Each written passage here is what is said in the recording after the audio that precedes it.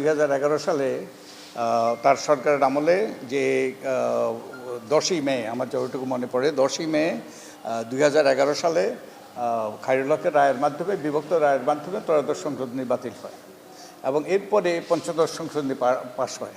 তো এই আদালতের মাধ্যমে তত্ত্বাবধায়ক সরকার ব্যবস্থাটা বাতিল হয়, একই সাথে সংসদের মাধ্যমেও তত্ত্বাবধায়ক সরকার ব্যবস্থা বাতিল হয়।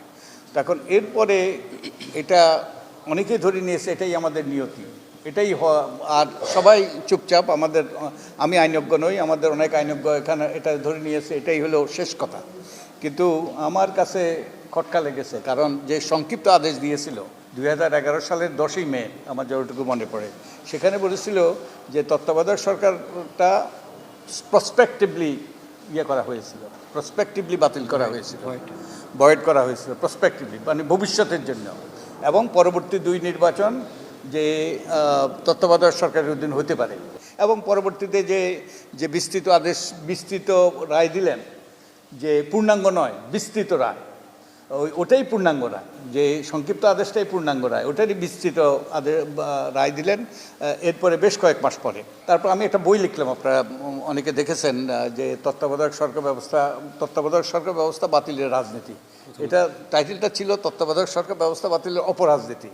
কিন্তু যেহেতু 2024 সালে গত সরকারের আমলে ওটা প্রকাশ করা হয়েছে, অপটা বাদ দেওয়া হয়েছে, যে স্ট্র্যাটেজিক কারণে, দুর্ভাগ্যবশত।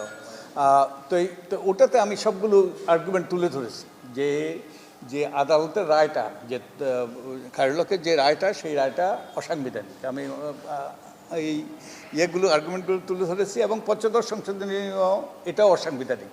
এবং তার ভিত্তিতেই কিন্তু এই যে ডক্টর শরীফ ভূঁইয়াকে আমরা, শরীফ ভূঁইয়াকে অ্যাপ্রোচ করেছি, এবং ওনার মাধ্যমে আমরা আদালতের শরণাপন্ন হয়েছি। এবং আমরা আনন্দিত যে এই বিষয়টা মানে চূড়ান্ত বলে ধরে নেওয়া হয়েছে। তত্ত্বাবধায়ক সরকার ব্যবস্থা আর ফিরে আসবে না, আদালতের মাধ্যমে বাতিল করা হয়েছে এবং একই সাথে সংসদের মাধ্যমে বাতিল করা হয়েছে। সেই বিষয়টা আমরা উদ্ঘাটন করতে পেরেছি, এবং উদ্ঘাটন করে আদালতের রায়টা পুনর্বিবেচনা করে আমরা প্রতিকার পেয়েছি। এবং আমরা আশা করি যে, আপনারা জানেন যে পঞ্চদশ সংশোধনী আমরা হাইকোর্টের রায় পেয়েছি, এবং এখন আপিল বিভাগের সামনে আছে, আমরা আশা করি সেখানেও প্রতিকার পাবো। তো এর মাধ্যমে তত্ত্বাবধায়ক সরকার ব্যবস্থা ফিরে আসার আমাদের জন্য সেই পথ প্রশস্ত হলো, এবং আমরা এর সাথে যুক্ত হইতে পেরে আমি এবং আমার সহকর্মীরা এবং সুজনের পক্ষ থেকে আমরা গর্বিত বোধ করছি। এবং আমরা মনে করি জাতির জন্য আমরা একটা, যে ভবিষ্যতে আমাদের যে নির্বাচন ব্যবস্থাটা কার্যকর হওয়ার ব্যাপারে একটা গুরুত্বপূর্ণ অবদান রাখবে আমাদের এই রায়ের মাধ্যমে।